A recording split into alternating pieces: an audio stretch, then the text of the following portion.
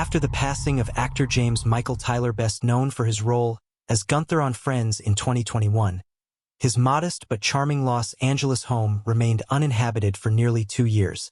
Tucked away in the Hollywood Hills, the two-bedroom, Spanish-style house built in the 1930s had a warm, unassuming character. The stucco walls had faded to a creamier shade, and ivy gently curled around the wooden beams over the patio. The house wasn't enormous or flashy, but it held a quiet dignity, tucked away from the chaos of Sunset Boulevard, a place where Tyler had reportedly lived in solitude for most of his final years battling cancer. In early 2024, the home was purchased by Daniel and Teresa Holloway, a young couple in their early 30s who had recently moved from Portland. Daniel was a freelance film editor, and Teresa worked remotely for a nonprofit. They weren't starstruck by Hollywood, but they appreciated the house's vintage feel and relative seclusion. More importantly, it fit their budget, which had been stretched thin by the inflated LA market. The first few weeks were uneventful, filled with the excitement and minor stress of unpacking, repainting walls, and adjusting to the heat. The couple was particularly charmed by the sunroom off the back of the house, which had a view of a steep slope covered in dry brush and eucalyptus trees. But almost as soon as they settled in, odd things began to happen. It started subtly. Teresa began waking up at exactly 3:16 a.m. every morning without fail, heart racing and drenched in sweat. She couldn't explain why. She wasn't having nightmares, not at first, but she always woke up to a strange pressure in the room, like someone was standing silently beside her. Daniel brushed it off until he noticed his editing projects were being corrupted, segments of footage mysteriously slowed down or distorted with audio glitches. At first, he blamed his software, but the footage would only warp when he worked in the sunroom, where he had set up his desk. In one instance, a clip of a woman walking down a hallway inexplicably cut to a single frame of a man with stark white hair and a blank expression staring directly into the camera. Daniel assumed it was a mistake from an older project until he realized he'd never worked on anything with that man. One night, Teresa was up late folding laundry when she saw movement in the hallway. She thought it was Daniel, but the figure had a peculiar walk, slightly tilted, arms stiff. Passed by silently. When she stepped out and followed it, the hallway was empty, and the bedroom door was closed. Daniel had been asleep the entire time. She didn't tell him about it until the next morning. That same day, a neighbor they hadn't spoken to much, an older woman named Eileen, approached Teresa in the driveway. She asked politely how they were enjoying the place, then hesitated before saying, "You know who lived there, right? The man from Friends, Gunther." Teresa nodded. "Yeah, we read about that when we looked up the listing. He passed away from cancer." Eileen tilted her head. "Cancer, yes, but it wasn't peaceful. He died alone in that house. He didn't tell many people how sick he really was. He was in a lot of pain near the end." She paused. "He loved that sunroom. I used to see him out there every morning drinking coffee, always in the same chair." That night, Teresa went into the sunroom after dark. The air was still and silent. She turned on a small lamp, which flickered once before settling. There, in the chair that had come with the house, was a shallow indentation, as if someone had just risen from it. She placed her hand on the cushion. It was warm. From that night forward, doors would open on their own, and they began to hear soft music, 80s ballads playing faintly from the bathroom, even when no device was on. A smell of cheap cologne and coffee occasionally filled the hallway in the early hours of the morning. The final, most disturbing event happened 6 weeks after moving in. Daniel was reviewing footage on his laptop when he paused on a shot of their backyard, recorded on their security camera. It was daytime, nothing unusual, until he noticed a shape in the sunroom window. There, behind the glass, was a pale figure watching him, his hair stark white, eyes sunken but oddly alert, a man who looked unmistakably like James Michael Tyler. When Daniel looked up from the screen, the sunroom was empty. Today, the Holloways still live in the house. They've made peace with the presence. They keep the sunroom as it was, unchanged, and neither of them sits in that chair anymore. Not out of fear but respect. Because some part of James Michael Tyler never left that house. And maybe he doesn't want to. Don't forget to subscribe and like if you liked this story. The summer heat rolled in earlier than expected, the kind that makes the air shimmer above the driveway and brings the smell of sun-baked concrete into the kitchen through the cracked windows. The Holloways were beginning to accept a strange duality in their daily lives. During the day, the house felt warm and familiar, almost comforting with its old wooden floors, arched doorways, and the slow ticking of the wall clock in the living room. But the nights were different. At night, the house took on a presence of its own. It didn't creak randomly like other old houses. It shifted, as if it were adjusting to someone else's invisible movements. The sunroom had become something of a boundary. During the day, light filtered through the high windows and danced on the tile floor, making it feel like the safest place in the house. But as evening approached, shadows stretched farther than they should, and the corners of the room seemed to darken faster than anywhere else. Teresa stopped entering it altogether after twilight. Daniel, more curious than cautious, occasionally lingered by the threshold, glancing inside but never quite willing to sit in that chair again.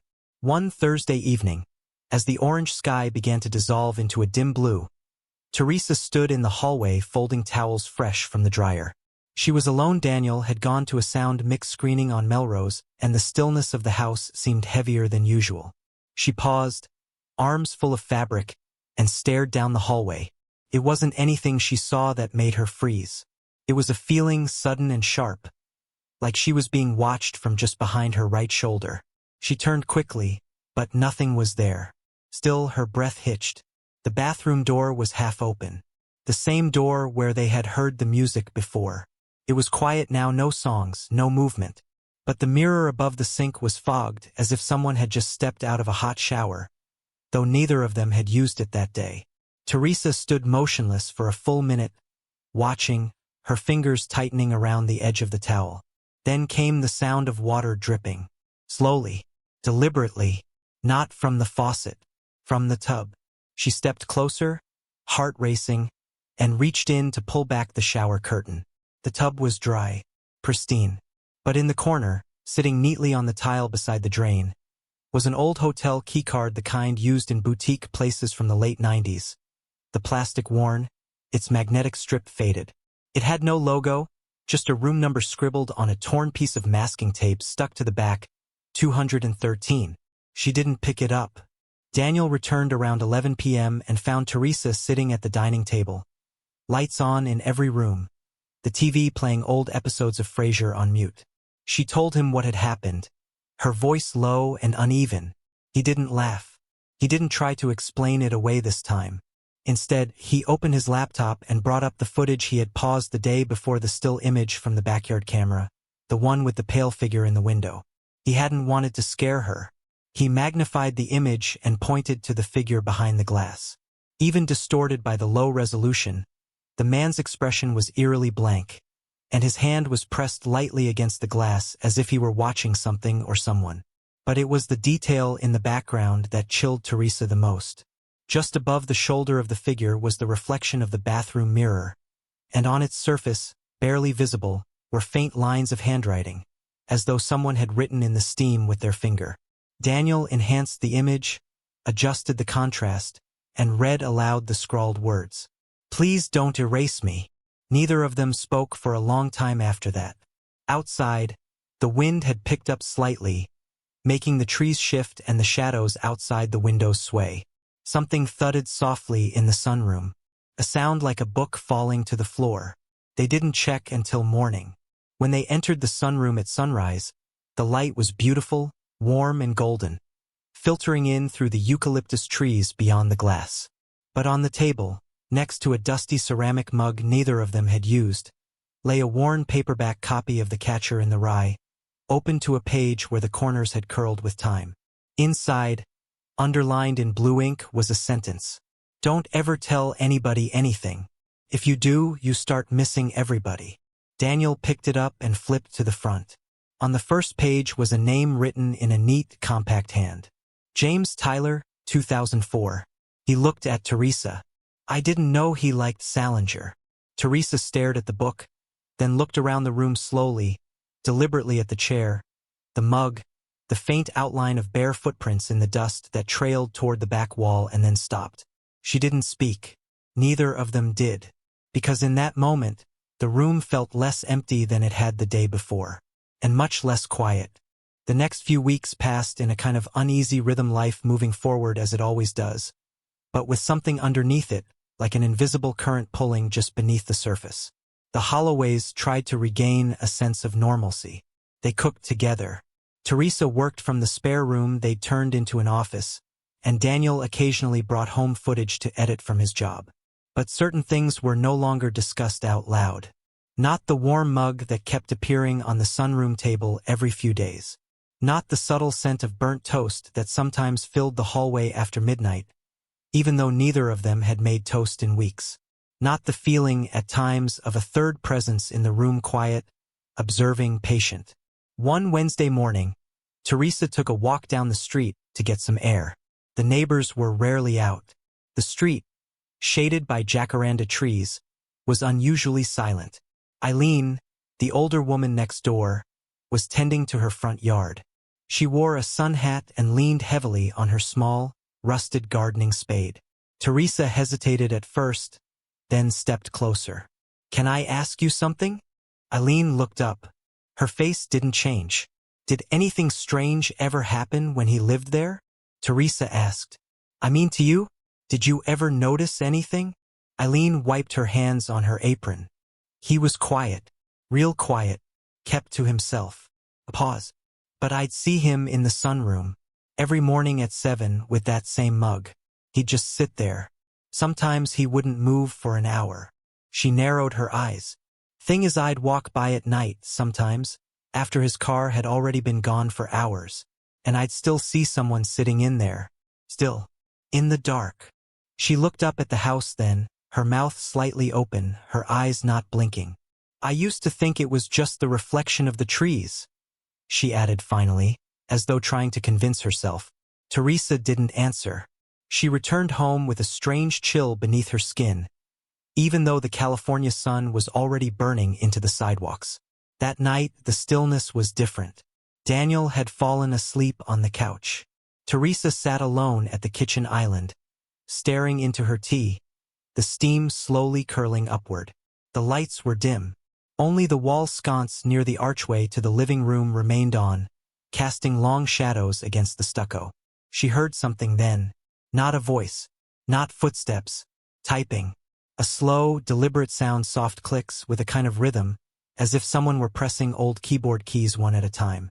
She followed the sound through the darkened hallway, barefoot, past the bedroom door. The sound was coming from the spare room, her office. She hadn't left her laptop on. As she pushed open the door, the typing stopped. The screen was glowing faintly on the desk, even though the laptop had been closed earlier. She stepped closer. The lid was still shut, yet the screen shone through it faintly. When she opened it, the desktop was blank, no programs running. But there was a text document saved to the desktop that hadn't been there before. Not gone, it was titled. She hovered her hand over the touchpad, hesitated, then double-clicked. The document contained only a single line. "The light on the hill never goes out." The cursor blinked beneath the sentence. As she stared at the screen, the words began to change letter by letter, like someone was backspacing and retyping them from somewhere she couldn't see. The new line read, "Don't let them repaint it."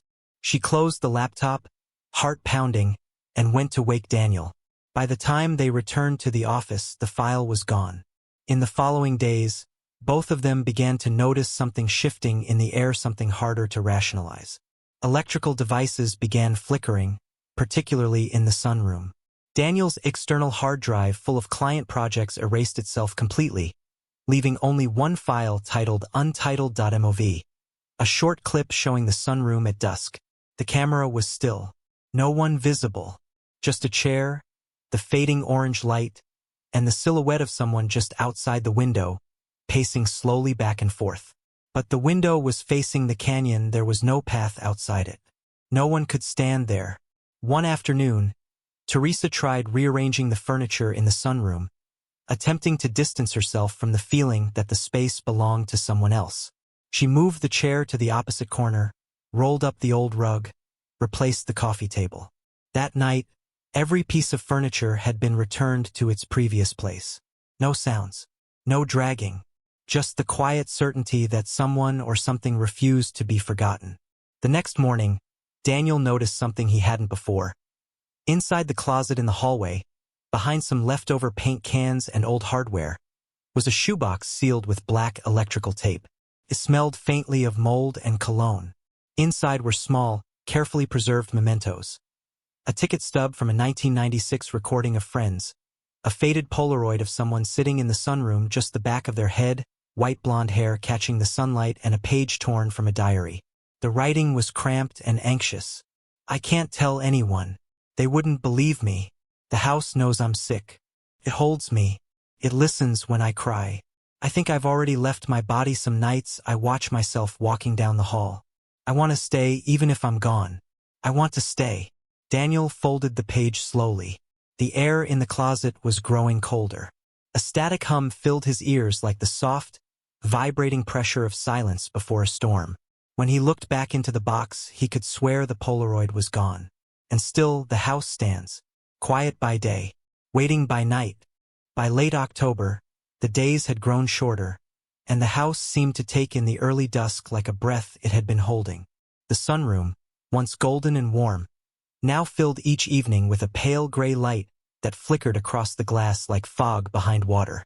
Teresa had taken to lighting candles in the living room after sunset, and Daniel no longer worked in the sunroom at all. They didn't discuss the shoebox anymore, or the note inside it. They kept it sealed and placed it in the linen closet, tucked behind stacks of sheets neither of them ever used. But they both knew it was still there, and so did something else. They had planned to take a trip to escape, if only for a weekend. A cabin up near Big Bear, no internet, no cameras, no mirrors. But the night before they were supposed to leave, the house seemed to fight back. It began with the windows, all of them slamming shut at the same time with a deep, hollow sound, like the closing of a vault. Then the hallway lights began to flicker, slowly at first, then violently, until the bulbs burst in sharp, ringing pops. The air thickened. A scent filled the house, metallic, acidic, like the air after lightning strikes. Teresa tried to speak, but her voice came out wrong, distant in her own ears, like it was echoing from a tunnel. Daniel called out to her from the kitchen, but by the time she got there, he was standing at the sink, motionless, eyes fixed on something outside the window. The backyard was completely dark, but the sunroom was glowing. A soft, unnatural light pulsed from within, not electric, but something else entirely. A pale, almost bluish luminescence, like moonlight under water. And in that light they saw him, sitting calmly in the chair, legs crossed, hands resting on his lap. His figure was clearer than ever before. White blonde hair, black button-up shirt, jeans, barefoot, eyes open and fixed on them through the glass. He didn't move, and yet, Daniel reached for the door, slowly, cautiously, despite the fear pressing down on his chest. Teresa whispered his name, but he didn't stop.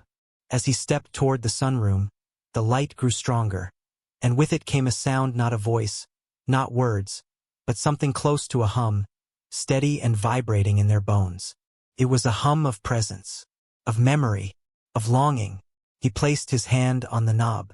The air around the door was icy cold, and when he opened it, it creaked as though it hadn't been touched in years. The hum fell silent.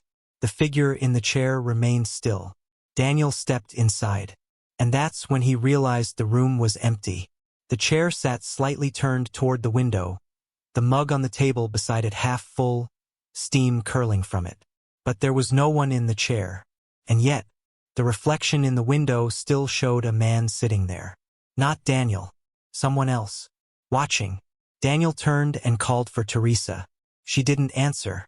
When he looked back out into the hallway, the light was gone. The house had gone completely dark. He stepped backward, slowly, careful not to disturb the space around him. The air inside the sunroom was electric, crackling quietly, like a television just off-channel. The light overhead flickered again, and in that flicker he saw them for only a moment. James, and others, shadows, half-formed people standing behind him, all within the reflection in the glass, not the room itself. Each face blurred, eyes fixed on the house, on Daniel, on the air itself. They were not angry. They looked sad, lonely. Later, when the power returned, and the candles had burned to stubs, Daniel and Teresa sat together on the floor of the living room, backs against the couch, fingers intertwined. They didn't leave for Big Bear. They didn't leave the house again for 3 days. And when they did, the silence that followed them down the driveway was not the usual quiet of suburban Los Angeles. It was a watching silence, a silence that followed them, because some presences, once invited in, never fully leave.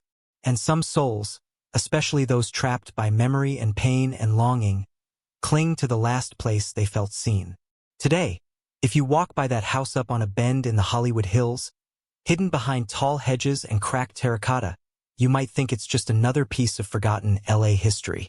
Another property that never seems to sell. The lawn is always trimmed. The porch light flickers sometimes, even at noon. And if you're lucky, and the sun hits the window just right, you might see a man with pale hair sitting in the back sunroom, watching you without blinking. He's not dangerous, but he is waiting for something or someone, and until then, he's not leaving. Don't forget to subscribe and like if you liked this story.